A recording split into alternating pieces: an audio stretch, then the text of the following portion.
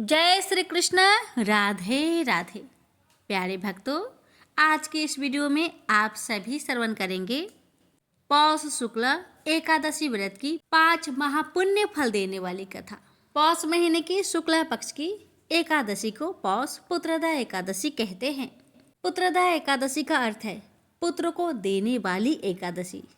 यह एक हिंदू पवित्र दिन है जिसे संतान प्राप्ति और संतान की समस्याओं के निवारण के लिए मनाया जाता है। इस दिन भगवान विष्णु की पूजा की जाती है और व्रत रखा जाता है। पुत्रदा एकादशी साल में 2 बार आती है। इस दिन व्रत करने से संतान संबंधी हर चिंता और समस्या दूर होती है। इस दिन भगवान विष्णु, गोपाल, कान्हा और भगवान शिव की पूजा की जाती है। इस दिन भगवान कृष्ण को केसर मिश्रित दूध से अभिषेक करना चाहिए और आज के दिन क्रीं कृष्णाय नमः मंत्र का जाप करना चाहिए। इस दिन सूर्यास्त के बाद तुलसी के पास दीपक जलाए और परिक्रमा करें। अब आइए प्यारे भक्तों, श्री हरि लक्ष्मी नारायण के चरण कमलों का ध्यान करते हुए इस पावन कथा का रसपान करते हैं। विष्णु भगवान, माता लक्ष्मी आप सभी भक्तों की हर मनोकामना को पूर्ण करे। इसी मंगल कामना के साथ आज की कथा शुरू करते हैं। महाराज युधिष्ठिर ने पूछा, हे भगवान, आपने सफला एकादशी का महात्म्य बताकर बड़ी कृपा की। अब कृपा करके यह बतलाए कि पौष शुक्ल एकादशी का क्या नाम है, उसकी विधि क्या है और उसमें कौन से देवता का पूजन किया जाता है। भक्तवत्सल भगवान श्री कृष्ण बोले, हे राजन, इस एकादशी का नाम पुत्रदा एकादशी है। इसमें भी नारायण भगवान की पूजा की जाती है। इस चर और अचर संसार में पुत्रदा एकादशी के व्रत के समान दूसरा कोई व्रत नहीं। इसके पुण्य से मनुष्य तपस्वी, विद्वान और लक्ष्मीवान होता है। इसकी मैं एक कथा कहता हूँ, सो तुम ध्यान पूर्वक सुनो। भद्रावती नामक नगरी में सुकेतुमान नाम का एक राजा राज्य करता था। उसके कोई पुत्र नहीं था। उसकी स्त्री का नाम सभ्या था। वह निपुत्री होने के कारण सदैव चिंतित रहा करती थी। राजा के पितर भी रो रो कर पिंड लिया करते थे और सोचा करते थे कि इसके बाद हमको कौन पिंड देगा। राजा को भाई, बांधव, धन, हाथी, घोड़े, राज्य और मंत्री, इन सब में से किसी से भी संतोष नहीं होता था। वह सदैव यही विचार करता था कि मेरे मरने के बाद मुझको कौन पिंडदान करेगा। बिना पुत्र के पितरों और देवताओं का ऋण मैं कैसे चुका सकूंगा। जिस घर में पुत्र न हो उस घर में सदैव अंधेरा ही रहता है। इसलिए पुत्र उत्पत्ति के लिए प्रयत्न करना चाहिए। जिस मनुष्य ने पुत्र का मुख देखा है वह धन्य है।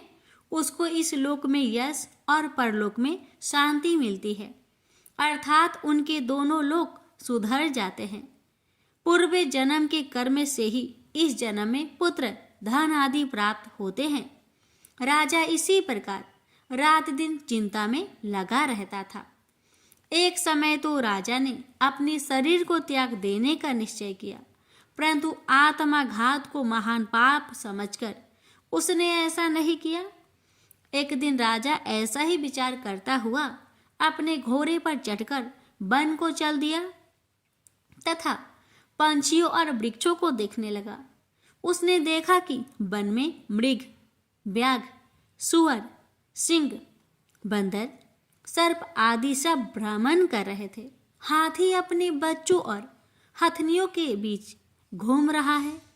इस वन में कहीं तो गीदड़ अपने कर्कश स्वर में बोल रहे हैं, कहीं उल्लू ध्वनि कर रहे हैं। वन के दृश्यों को देखकर राजा सोच विचार में लग गया। इसी प्रकार आधा दिन बीत गया। वह सोचने लगा कि मैंने कई यज्ञ किए, ब्राह्मणों को स्वादिष्ट भोजन से तृप्त किया, फिर भी मुझको दुख प्राप्त हुआ क्यों। राजा प्यास के मारे अत्यंत दुखी हो गया और पानी की तलाश में इधर उधर फिरने लगा। थोड़ी दूर पर राजा ने एक सरोवर देखा। उस सरोवर में कमल खिले थे तथा सारस, हंस, मगरमच्छ आदि विहार कर रहे थे। उस सरोवर के चारों तरफ मुनियों के आश्रम बने हुए थे। उसी समय राजा के दाहिने अंग फरकने लगे।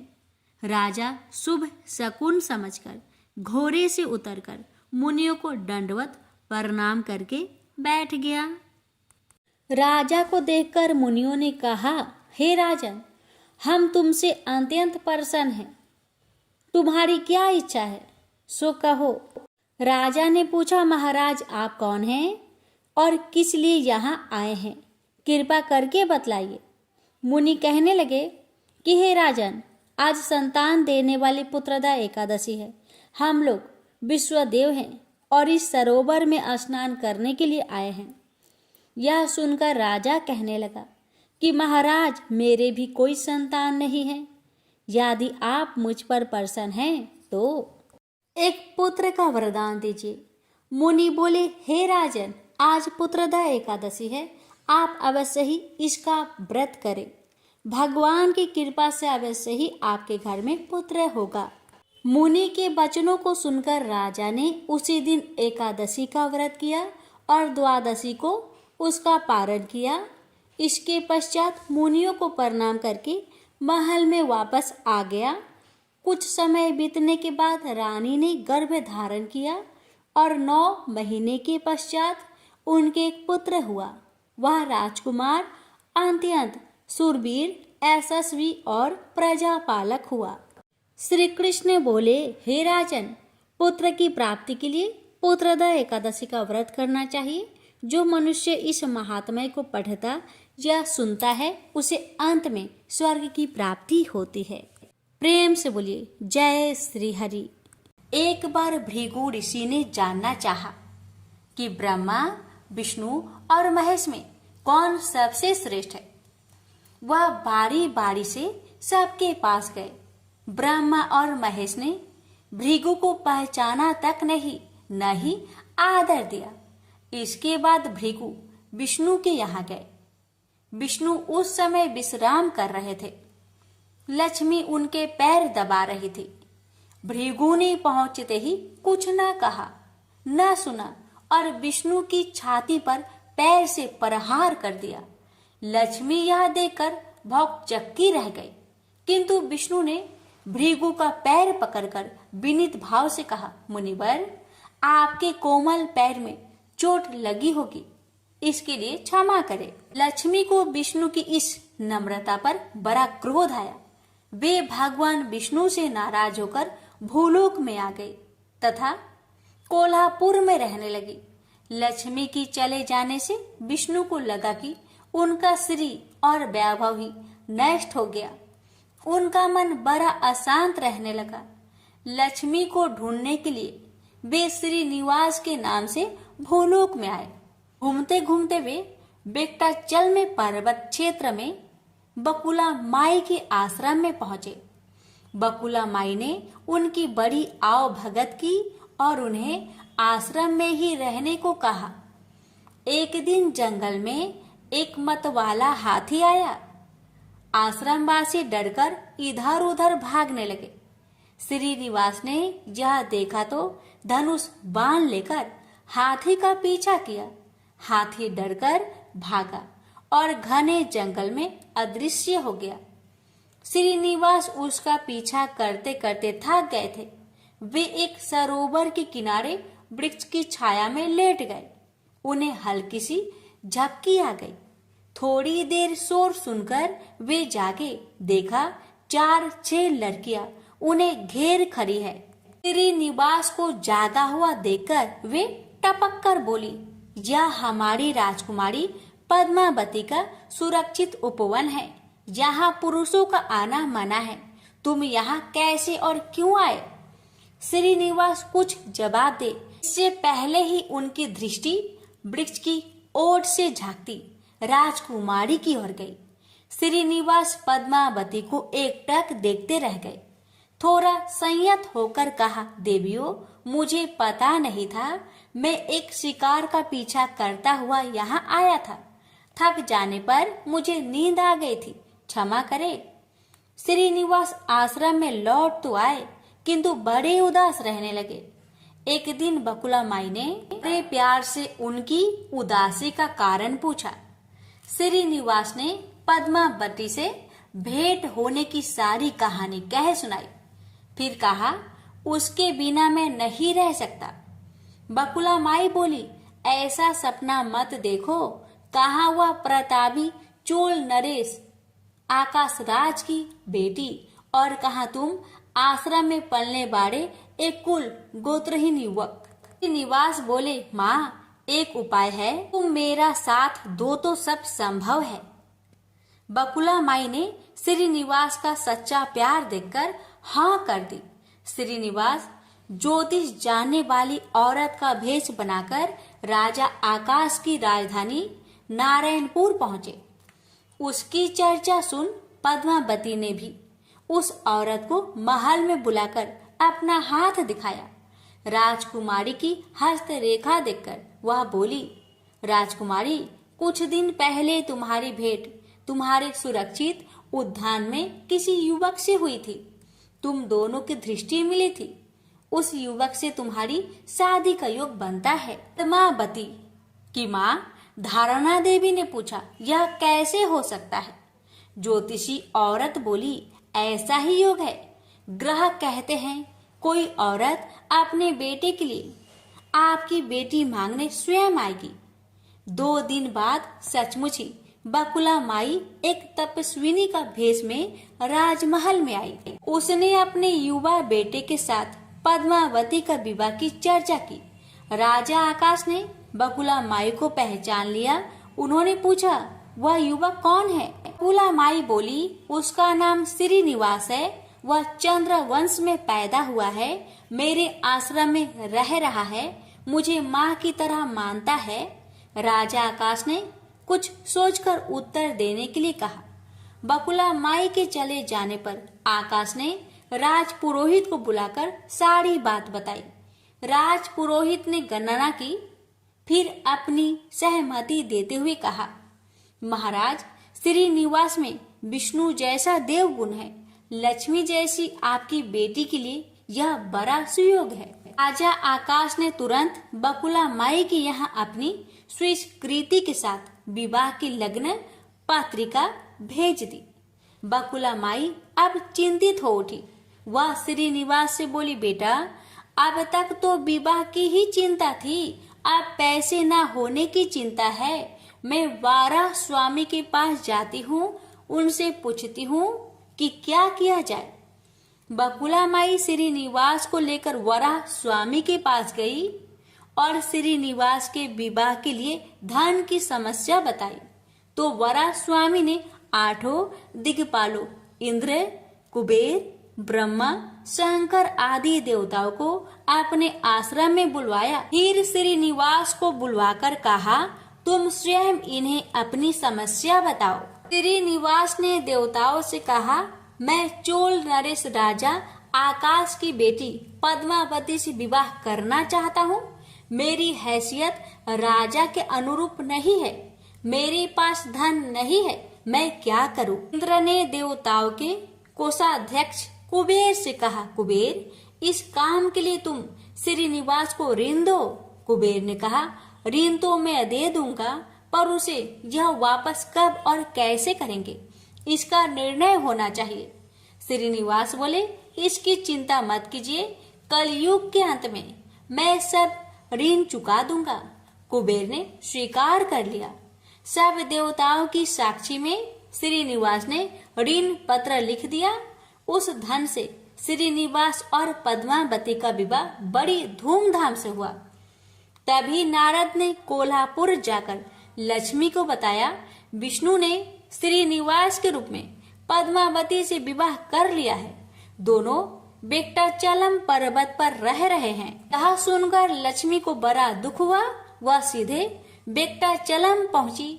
विष्णु की सेवा में लगी पद्मावती को भला बुरा कहने लगी। श्रीनिवास विष्णु रूप मेरे पति हैं, तुमने इनके साथ विवाह क्यों किया? दोनों में वाक युद्ध होने लगा तो श्रीनिवास को बड़ा दुख हुआ। वे पीछे हटे और पत्थर की मूर्ति के रूप में बदल गए। जब दोनों देवियों ने यह देखा तो उन्हें बड़ा दुख हुआ कि श्रीनिवास तो अब किसी के न रहे। इतने में शीला विग्रह से आवाज आई, देवियों, अब मैं इस पत्थर पर वेंकटेश्वर स्वामी के नाम से अपने भक्तों का अभिष्ट पूरा करता रहूंगा। उनसे प्राप्त चढ़ावे के धन द्वारा कुबेर के कर्ज का ब्याज चुकाता रहूंगा। इसलिए तुम दोनों मेरे लिए आपस में झगड़ा मत करो। शीला विग्रह से यह वाणी सुनते ही लक्ष्मी और पद्मावती दोनों ने सिर झुका लिया। लक्ष्मी कोल्हापुर आकर महालक्ष्मी के रूप में प्रतिष्ठित हो गई और पद्मावती तिरुनाचूर में शीला विग्रह के रूप में स्थित हो गई। आज भी तिरुपति क्षेत्र में तिरुमाला पहाड़ी पर भगवान वेंकटेश्वर स्वामी के दर्शन हेतु भक्त गणों से इसी भाव से शुल्क लिया जाता है। उनकी पूजा पुष्प मिष्ठान आदि से ना होकर धन द्रव्य से होती है। इसी धन से भगवान श्रीनिवास वेंकटेश्वर स्वामी कुबेर का कर्ज चुका रहे हैं। प्रेम से बोलिए जय श्री हरि। हे लक्ष्मी नारायण, आपकी कथा कहने वाले, सुनने वाले, हुक्कार भरने वाले सभी भक्तों पर अपनी कृपा सदा सर्वदा बनाए रखेगा। तो प्रेम से बोलिए लक्ष्मी नारायण भगवान की जय। भोला भक्त की एकादशी व्रत कथा। बहुत साल पहले की बात है। भोला भाला युवक था, आनंद। दिन भर कोई काम नहीं करता, बस खाता ही रहता और सोए रहता। घर वालों ने कहा, चलो जाओ निकलो घर से, कोई काम धाम करते नहीं हो, बस पड़े रहते हो। वह घर से निकलकर यूं ही भटकते हुए एक आश्रम पहुंचा। वहां उसने देखा कि एक गुरुजी हैं।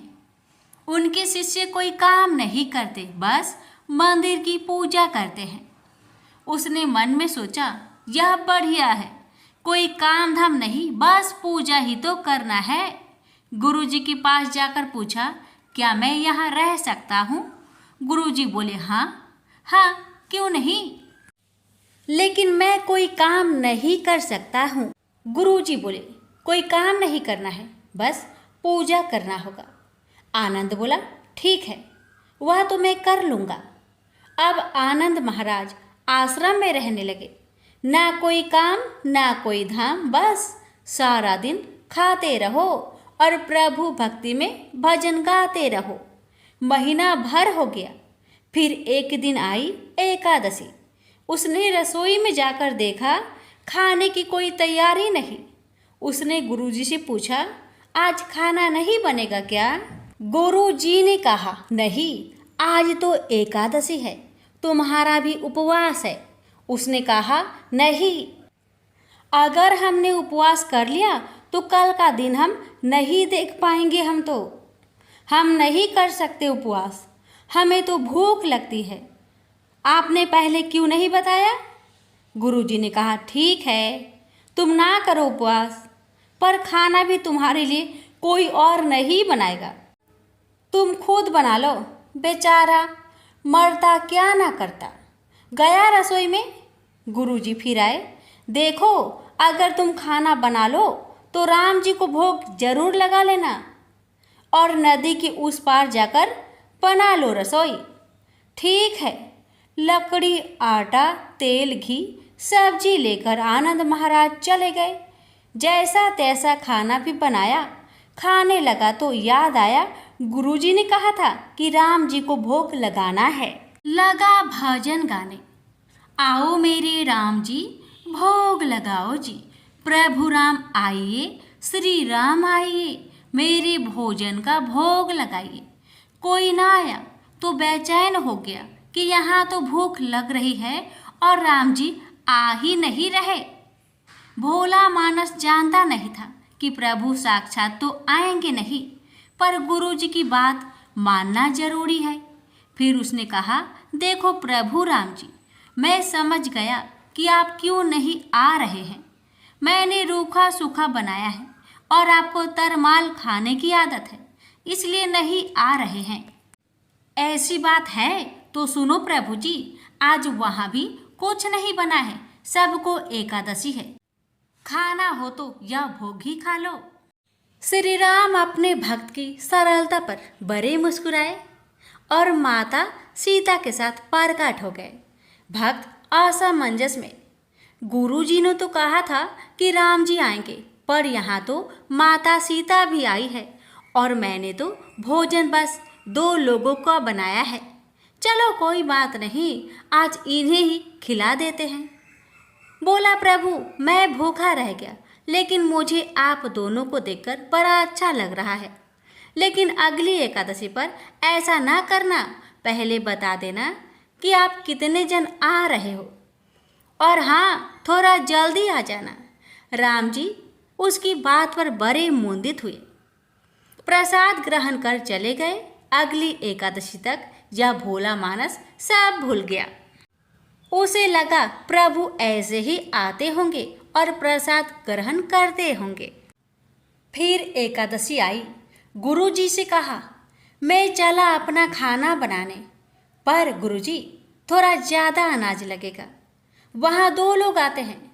गुरुजी मुस्कुराए, भूख के मारे बावला है, ठीक है ले जा और अनाज ले जा। आपकी बार उसने 3 लोगों का खाना बनाया। फिर गुहार लगाई, प्रभु राम आइए, सीताराम आइए, मेरे भोजन का भोग लगाइए। प्रभु की महिमा भी निराली है। भक्त के साथ कौतुक करने में उनको बड़ा ही मजा आता है।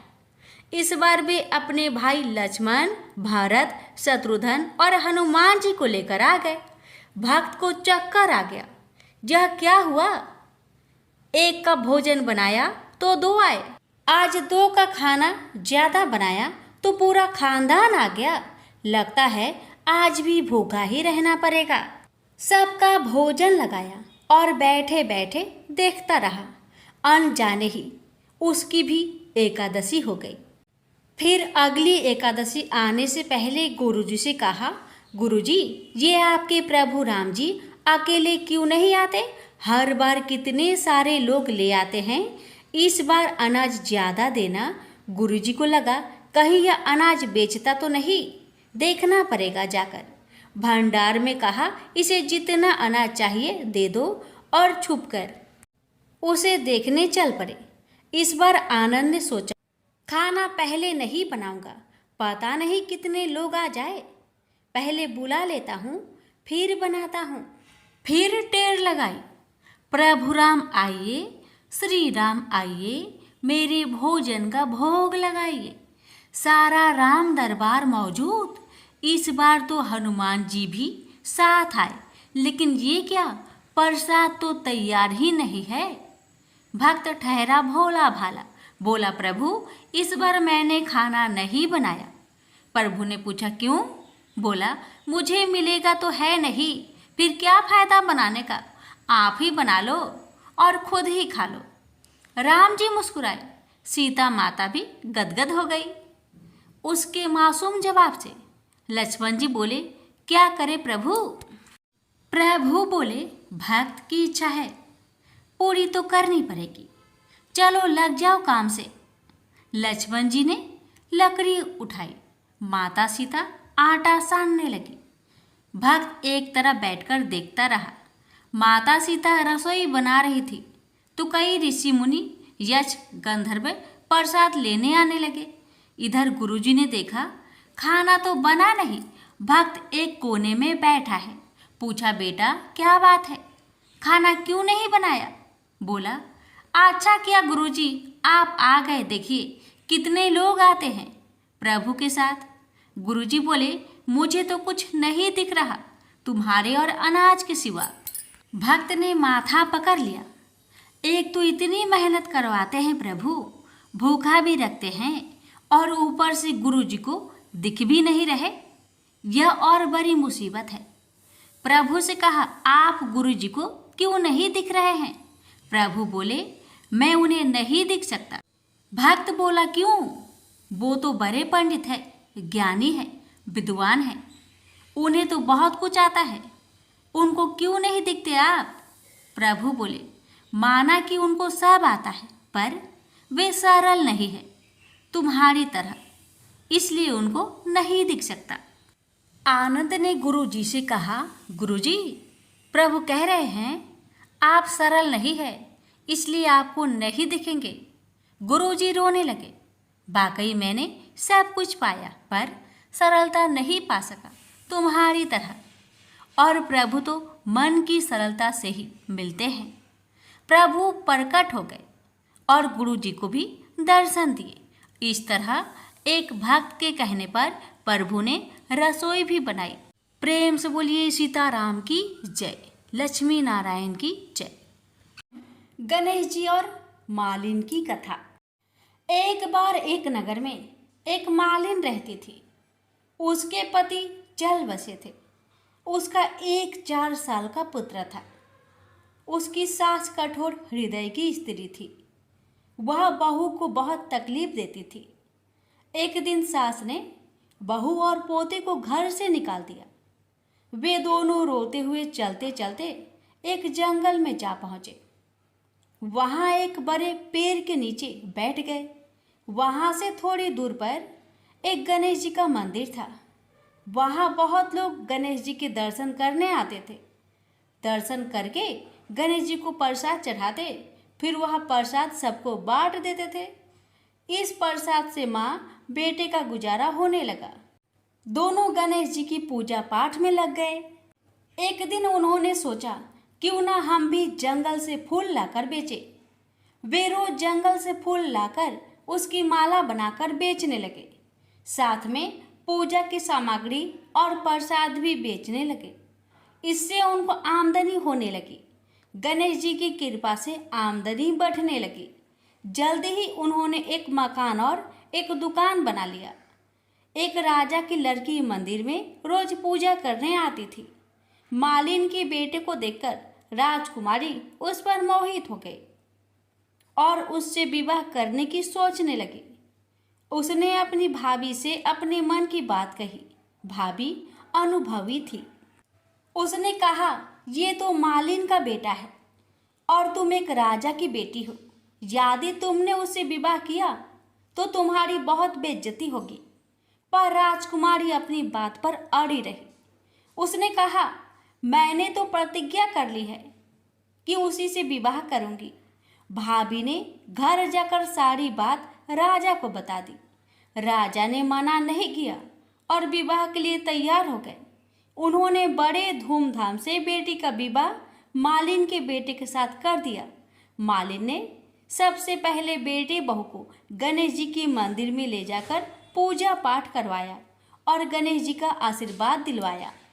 इसके बाद पूरे नगर में यह बात फैल गई कि गणेश जी की पूजा करने से सब दुख कष्ट दूर हो जाते हैं। यह बात सुनते ही नगर के सभी लोग मंदिर आने लगे। मालिन और उसके बेटे की बिक्री और बढ़ गई। उधर उसकी सास के बुरे दिन आ गए। अन्नदाता उससे रूठ गई और वह भूखे मरने लगी। एक दिन वह रोती धोती उसी गणेश जी की मंदिर में आ पहुंची। वह मालिन के बेटे से बोली, मैं भूखी हूँ, मुझे रोटी कपड़ा दे देना, इसके बदले मैं तुम्हारे सारे काम कर दूंगी। लड़के को दया आ गई और उसे काम पर रख लिया। उसने अपनी दादी को नहीं पहचाना। जब मालिन घर आई तो उसने सास को पहचान लिया। वह सास से बोली, सासू जी आप यहाँ कैसे? सास ने पोते की तरफ इशारा करके कहा, मेरी इस सेठ के यहाँ नौकरी लग गई है। बहू बोली, यह आपका पोता है और यह घर भी आपका ही है, यह दुकान भी आपका ही है। जब आपने हमें घर से निकाला तब गणेश जी ने हमारी रक्षा की। बहू की बात सुनकर सास बोली, मेरी करनी मैंने भोग ली। बहू बोली, सासू जी अब आप हमारे यहाँ रहो और पोते का सुख देखो।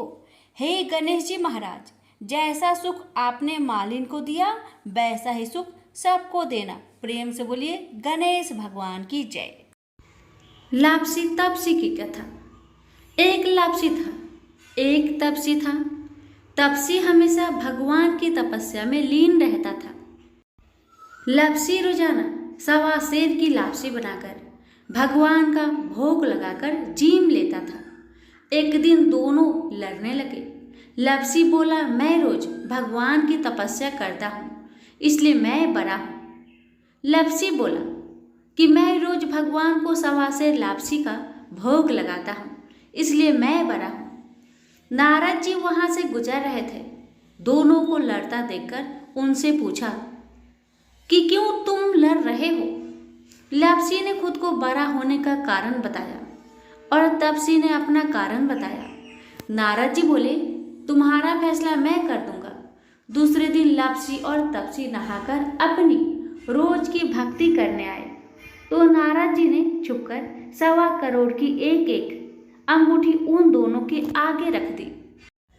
तपसी की नजर जब अंगूठी पर पड़ी तो उसने चुपचाप अंगूठी उठाकर अपने नीचे दबा ली। लापसी की नजर अंगूठी पर पड़ी लेकिन उसने ध्यान नहीं दिया। भगवान को भोग लगाकर लापसी खाने लगा। नारद जी सामने आए तो दोनों ने पूछा कि कौन बड़ा। तो नारद जी ने तपसी को खड़ा होने को कहा। वो खड़ा हुआ तो उसके नीचे दबी अंगूठी दिखाई पड़ी। नारद जी ने तपसी से कहा, तपस्या करने के बाद भी तुम्हारी चोरी करने की आदत नहीं गई, इसलिए लापसी बड़ा है और तुम्हें तुम्हारी तपस्या का कोई भी फल नहीं मिलेगा। तपसी शर्मिंदा होकर माफी मांगने लगा। उसने नारद जी से पूछा, मुझे मेरी तपस्या का फल कैसे मिलेगा। नारद जी ने कहा, यदि कोई गाय और कुत्ते की रोटी नहीं बनाएगा तो फल तुझे मिलेगा। यदि कोई ब्राह्मण को भोजन करवाकर दक्षिणा नहीं देगा तो फल तुझे मिलेगा। यदि कोई साड़ी के साथ ब्लाउज नहीं देगा तो फल तुझे मिलेगा। यदि कोई दिए से दिया जलाएगा तो फल तुझे मिलेगा। यदि कोई सारी कहानी सुने लेकिन तुम्हारी कहानी नहीं सुने तो फल तुझे मिलेगा। उसी दिन से हर व्रत कथा कहानी के साथ लापसी तपसी की कहानी भी सुनी और कही जाती है। प्रेम से बोलिए लक्ष्मी नारायण की जय।